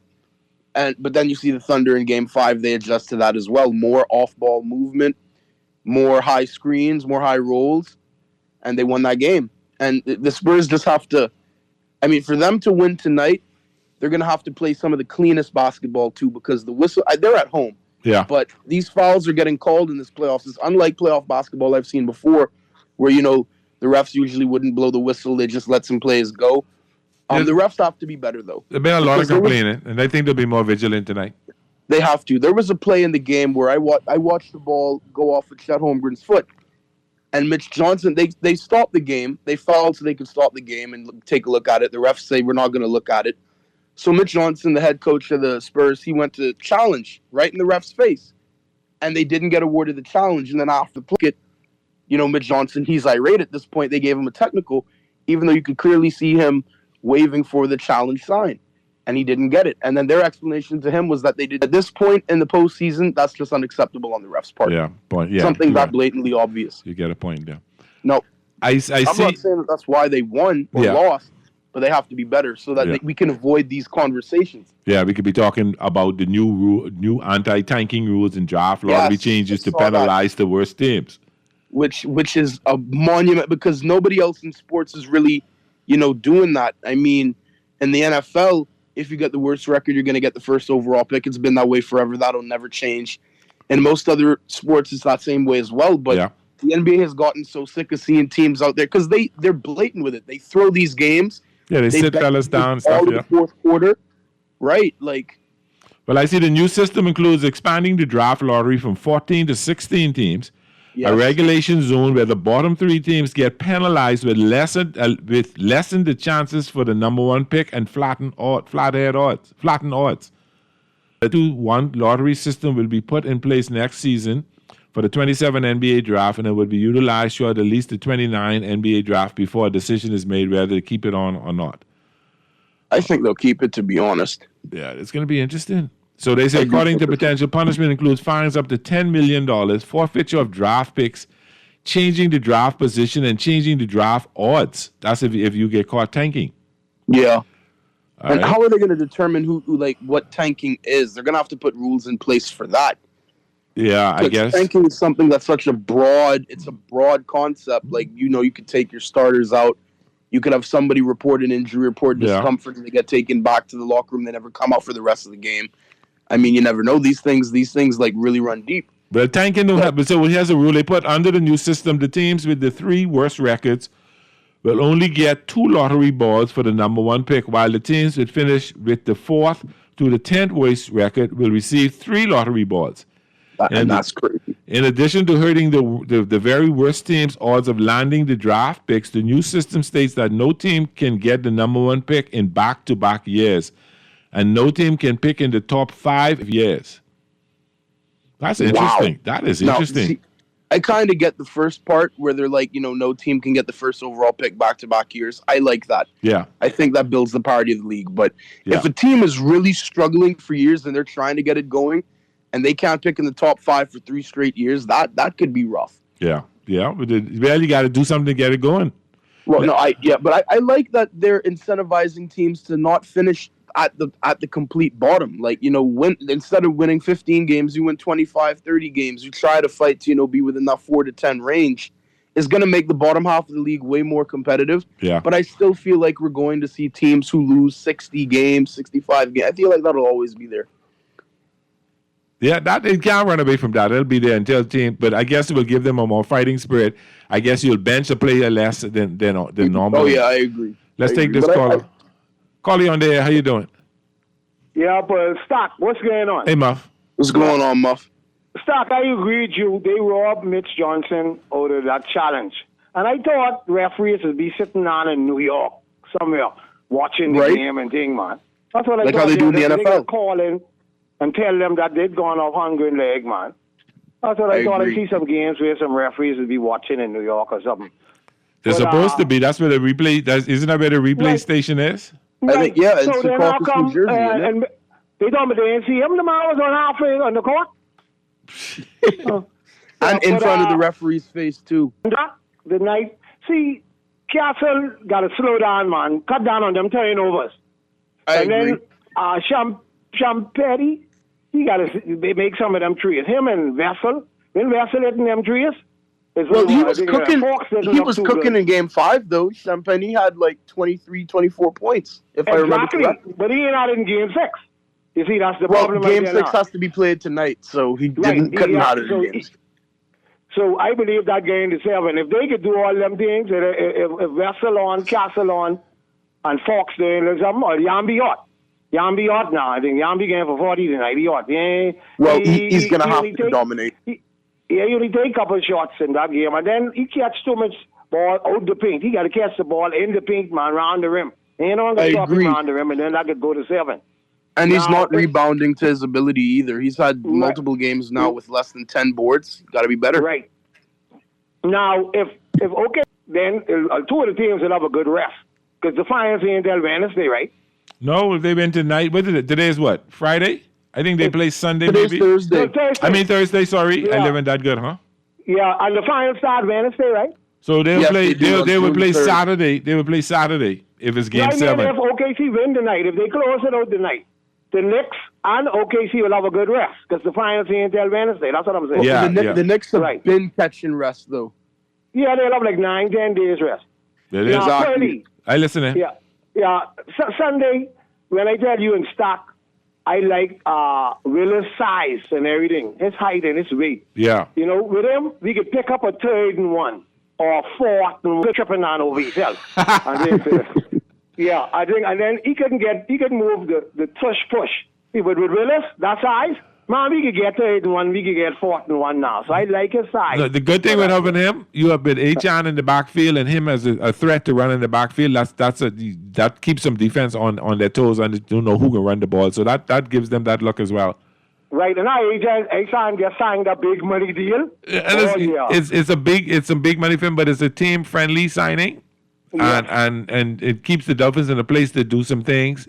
Even if he doesn't work out, they still have some money to spend going down the line. So that's what I like about it the most. All right, so I get on this one, Pearly. Uh-huh. I take that back when I say Pearly. We can't on like New England. With a new coach and a new administration, we came to the Super Bowl. Oh, Lord have mercy, Lord have mercy, Lord have mercy. It's only for If ratings, New England could do it in the first year, we could do it in the first year too. I believe in 12 games and then go to the AFC Championship game. My God. Oh, Father in heaven. On that note, we can take a break, that boy. Real, like, someone check him up, please, man.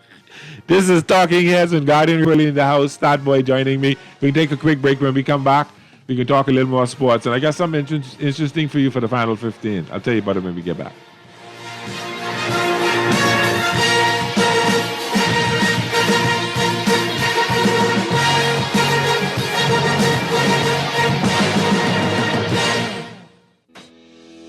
Craving something bold, fresh, and unforgettable? Tropical Gyros is your flavor-packed escape, a Carib-Greek fusion born right here in Nassau.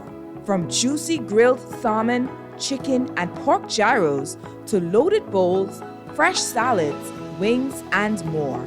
There's something for every craving. Find Tropical Gyros at any of their locations, JFK Plaza, Rosetta Street, Port Lucaya Freeport, or their franchise spots on Prince Charles Drive, Soldier Road West, Delaport, and Carmichael Road. Tropical Gyros, not just good food, it's an experience. John Shoes and Accessories is your one-stop shop for all your footwear needs. You will find what you're looking for among the growing collection of classic and trendy styles with new arrivals every week. John's covers the whole family and has great prices, helpful and friendly customer service. Your experience shopping with us will be time well spent. Shop with us online at www.johnshoes.com. John's also now carries small home appliances. So come on into John's, located on Rosetta Street in Palmdale and Carmichael Road West. John's, we put fashion at your feet. KFC has a bold new flavor you'll love. Introducing the all-new Barbecue Rap Star. We're talking a juicy chicken breast filet, fried to golden crisp perfection, covered in sweet and smoky barbecue sauce, topped with cheese, then wrapped in a delicious toasted tortilla with flavor in every bite. Go spicy or keep it original. Either way, it's a star for a reason. The new Barbecue Rap Star is the star of the menu at any KFC Nassau location. You're listening to Talking Heads with Naughty, hosted by Earl the Pearl. On Guardian Radio, 96.9 FM.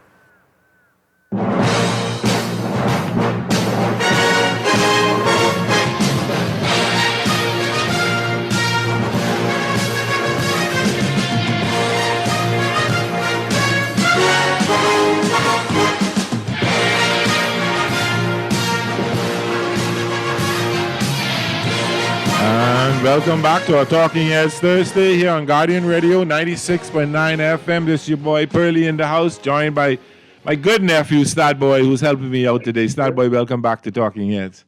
Well, sir, yes, sir. You know, we may have to dump your daddy son. We and you starting to develop a little.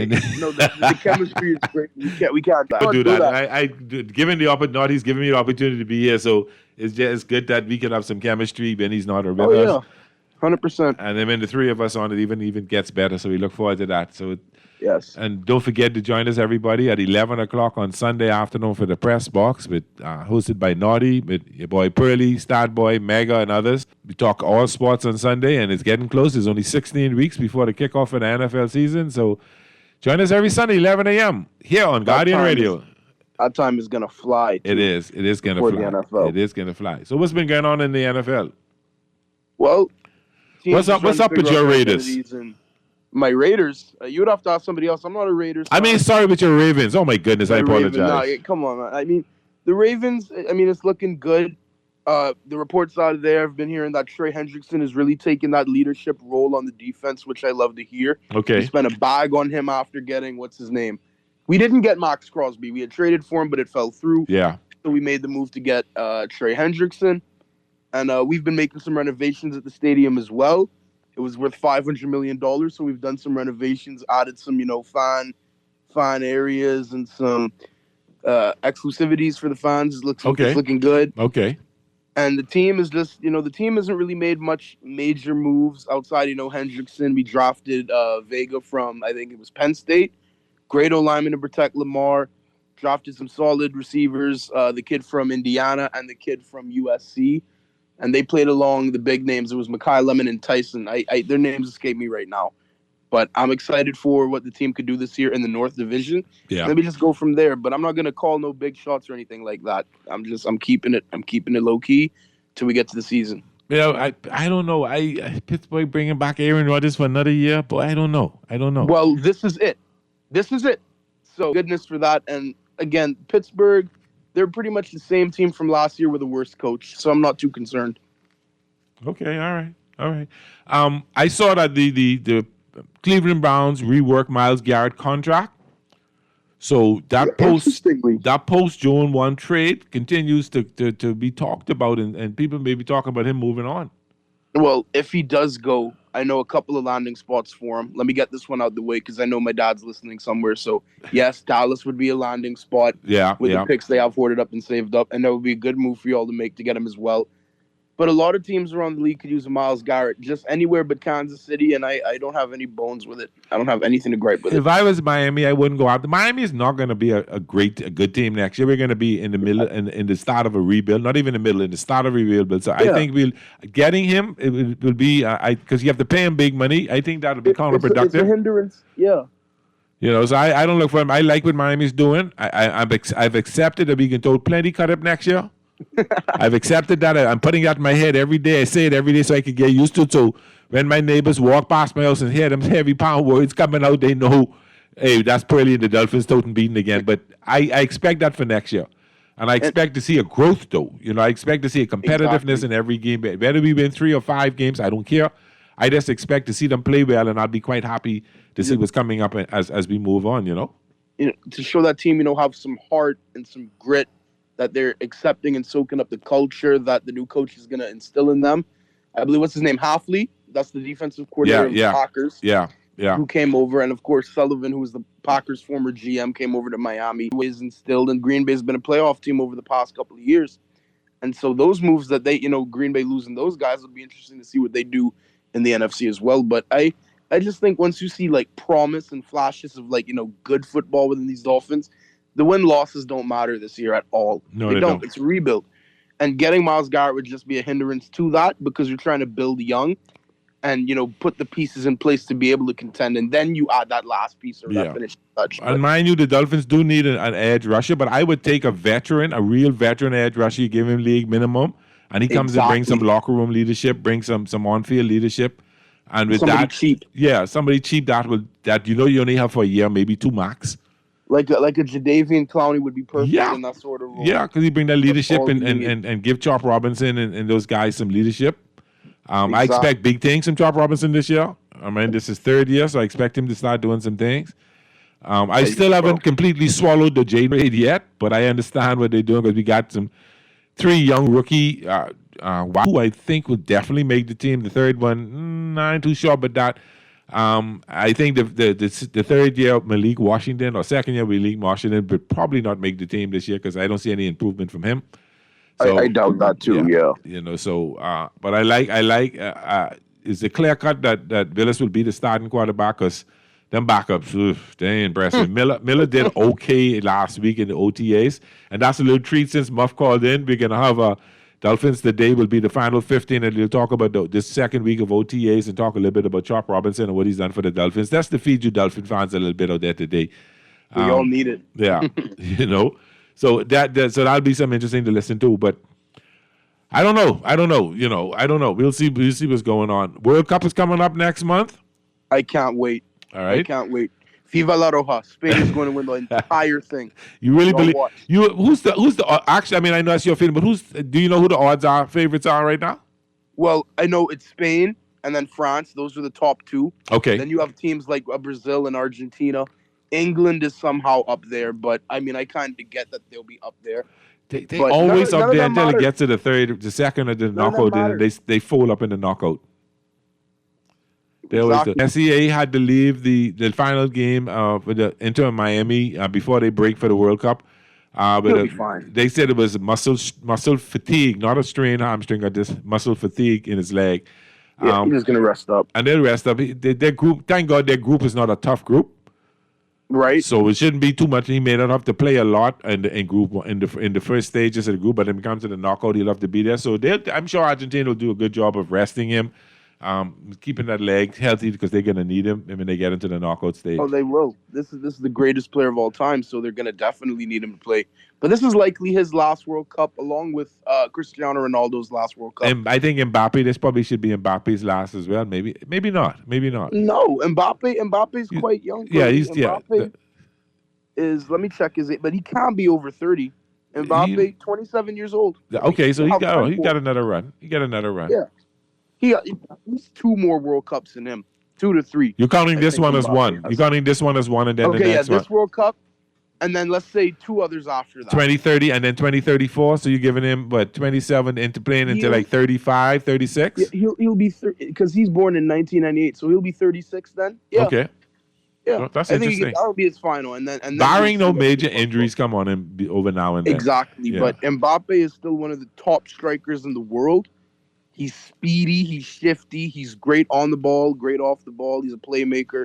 He's somebody to watch out for. He makes France dangerous. Yeah, he does. And when he's on the field, anything's possible. So that's going to be something good to look at. Quick text is one quick text I wanted to read before we go. Or what about the final picks? Yeah, we do that. Mr. Purley, the Knicks can't beat the Spurs. James Williams, OKC Superfan is refereeing tonight's series over. I'm a huge Spurs fan. And good evening, you Dodgers no more. What has Buffalo do in the offseason? What has Buffalo done? We'll talk about that next time, but let's get to the pick real quick. I didn't see the number. The odds are on it today. Put it up real quick. I got it right here. Bam, bam, bam, bing. The Spurs are 3.5-point favorites. Wow. I still like the Thunder. I like the Thunder. And I'm going to take the Thunder plus the 3.5. You know who I'm rolling with? Let's go San Antonio. Okay, let's see. Well, you with San Antonio, Naughty with San Antonio, MJ with San Antonio, and Purley's the lone wolf in this one. But I think it's over tonight. I hope I'm wrong, but I think it's over tonight. I hope you're wrong too. I want to say thank you to Stat Boy for tuning in with me. Thank you everybody for listening, all the texts, all the calls, and thank you so much. This has been a Talking Heads Thursday on Guardian Radio 96.9 FM with Purley. Be safe. Be back with Naughty tomorrow at 5. Naughty and MJ will be on at 4, and I'll see you at 5 o'clock tomorrow. Be safe with them, my people, and take care.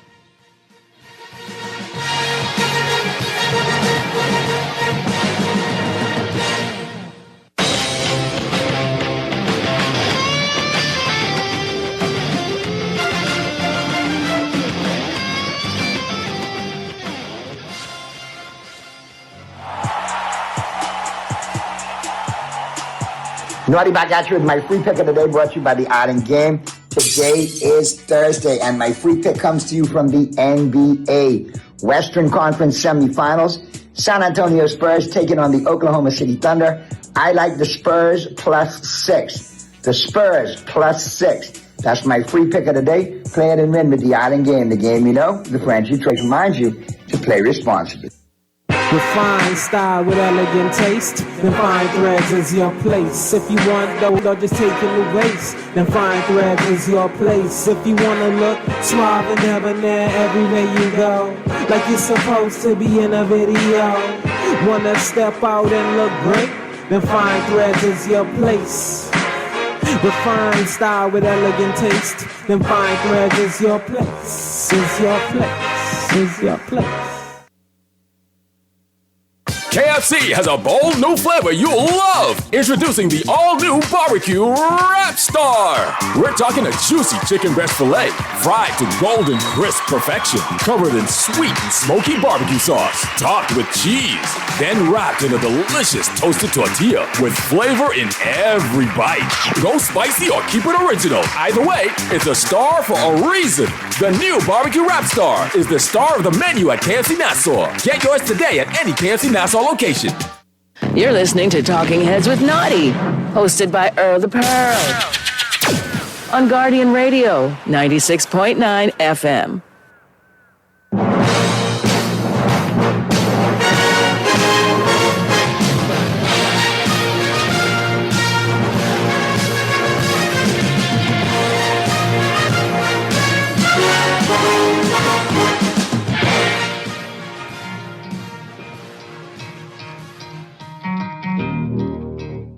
We are officially through 2 weeks of Miami Dolphins OTAs, and with mandatory minicamp next week, I wanted to look at the winners and losers from the first 2 weeks of OTAs. This is not just the second week. This includes some of the winners and losers in the first week to kind of showcase the overall summary of the first 5-6 practices that the Dolphins have had in May. This episode of Dolphins Today is presented by Prize Picks. Welcome in. I am Nick Roloff. I think number one is second-year defensive lineman Jordan Phillips. The fifth-round pick from Maryland a year ago has been getting a lot of hype by Dolphins media members, specifically Travis Wingfield. But it really came together in Wednesday's practice this week when Travis Wingfield noted that he dominated the first 11v11 period that the media has seen this year. He is primed for a big role on this Dolphins defense, so much so to where I might not project it right now, but there's definitely an outcome this offseason to where we get to week one on the road against the Las Vegas Raiders, and Jordan Phillips could be starting opposite of Zach Sealer rather than Kenneth Grant. This new regime didn't make the pick of Phillips, didn't make the pick of Grant. They didn't extend Zach Sealer. They will ultimately start whoever they think gives them the best chance to win. And Jordan Phillips has looked extremely good through the first 2 weeks of OTAs. Rookie wide receiver Caleb Douglas is a loser. If you watched our Tuesday or Wednesday afternoon video, you would have known that Douglas had a pair of drops in Wednesday's practice, which is a bummer because that was his biggest issue at Texas Tech. He's got the size, he's got the speed, he's got the athleticism. But he isn't as refined as a route runner as some others.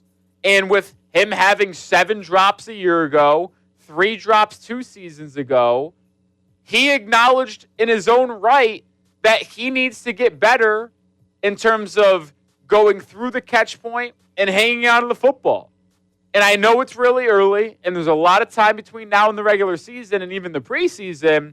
But the fact that he said to the media a couple weeks ago that, yeah, I've got to get better in terms of, and then we're still having drop issues just 2 weeks later, that isn't something that makes me very happy, which is why he ends up on the preliminary loser list this offseason. Which takes us to a different wide receiver, Malik Washington. I mean, if you look at who has been getting the most praise by media members through the first 2 weeks of offseason programs, it's Jordan Phillips, and it's Malik Washington. I labeled Washington as a sneaky cut candidate. Did I think he was going to get cut? No, but I put it on the table because Kevin Coleman Jr. is a player that predominantly works out of the slot. 2% of his career snaps in college were in the slot.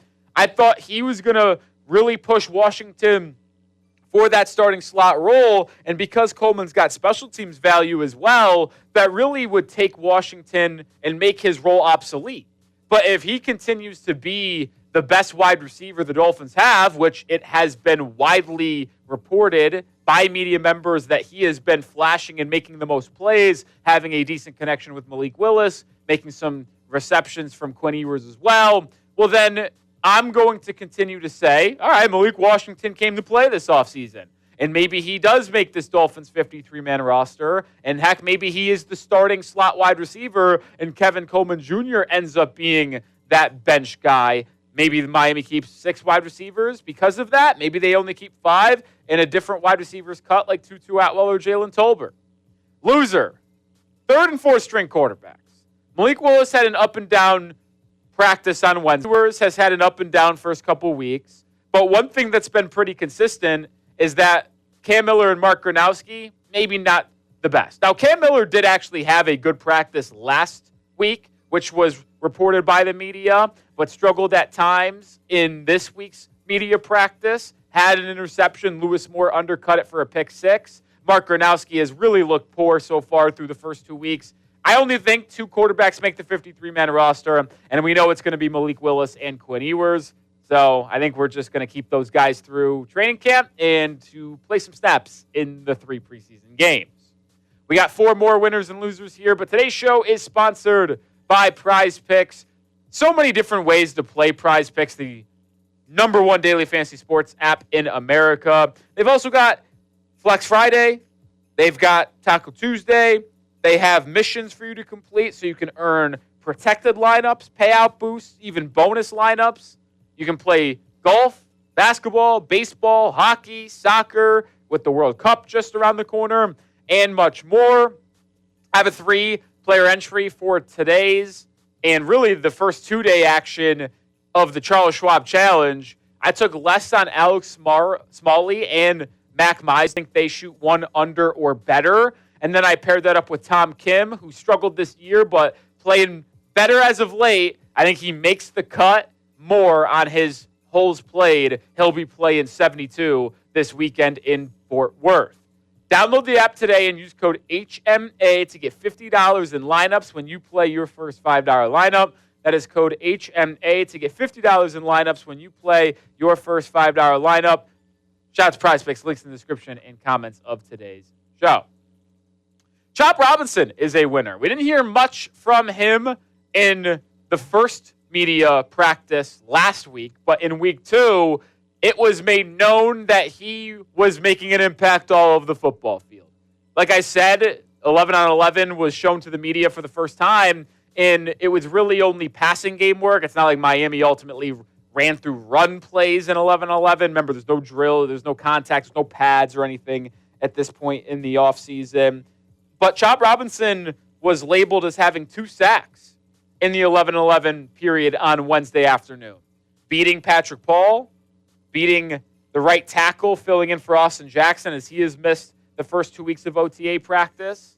And that's optimistic, and it's something that Dolphins fans should be happy about because you need him to be good and lead that edge group this year. But I will throw some water on the fire here just for a second, if you will, because Chop Robinson is going to be someone who always shines with no pads on. What is the #1 thing Chop brings to the table? Well, it's the athleticism and burst off the line of scrimmage. Well, with no pads on, no ability to really get physical and strike Chop, his athleticism is going to shine, and he's going to get the better of some of these offenses, especially if he knows it's a passing play every play, which is what the case was with Miami only doing passing work in 11-11. So, yeah, it's good to see Chop Robinson play well. He's on the winners list, but he's always going to do well in those situations. Make sure you subscribe for more Dolphins news, rumors, and analysis from OTAs, from mandatory minicamp next week. Free content every single day. Join the channel. Jalen Wright is a loser for me. And the reason why is because his biggest issue over the last 2 years in his career has been inconsistencies in the passing game as well as lack of vision running up the middle. When he gets out to the perimeter on sweeps and tosses, he can be really effective, but he struggles to run in between the tackles because of the lack of vision, and he doesn't really add that much in the receiving game. I mean, you look at the first 2 years that he's had in the NFL, a combined 8 receptions for 82 yards or 52 yards. Like, I know that Wright has been working behind Raheem Mostert and Ollie Gordon and Devon Acham, but that is just not a lot of production in the passing game whatsoever. Had a drop on an afternoon. His biggest issue has been vision and receiving, and I don't think the receiving ability of Jalen Wright is coming anytime soon. Winner is going to be the entire Dolphins secondary. Now, this could very well be because Malik Willis struggled a bit, the Dolphins' third and fourth string quarterbacks have struggled, and the wide receivers have failed to separate and make many plays outside of Malik Washington. But Chris Johnson has been playing inside, been playing outside. He's been getting praise from his head coach. Travis Wingfield noted how good he was in trail technique and how quickly he moves. Juju Brents has been making a couple plays, having some PBUs, had a peanut bunch forced fumble on Terrace Marshall Jr. I think he might start. I think this secondary is going to be very versatile. And Jeff Hafley talked about how Miami likes to have a nickel that can play in the run game early, can cover. Like, Chris Johnson might play a lot of nickel. Kyle Lewis might play a lot of nickel. But with Dante Trader Jr. getting a lot of praise sung from Jeff Hafley, same thing with Chris Johnson. Juju Brents has been playing well. Heck, Jason Marshall Jr. even made a play, scooping up the fumble that was created by Juju Brents. I feel as if the secondary, at least right now, might be better than we think. That could be because of the wide receivers they have to defend and Miami having a bottom 2 wide receiver unit in the NFL. But I like what I've heard from the cornerbacks and safety room the first 2 weeks. What is your top takeaway from OTAs in Miami Gardens? Is it the defense playing well? Is it the inconsistencies offensively? Let me know what your number one thing is. It could be a player, it could be a position group. Let me know. The final player / topic on today's show is going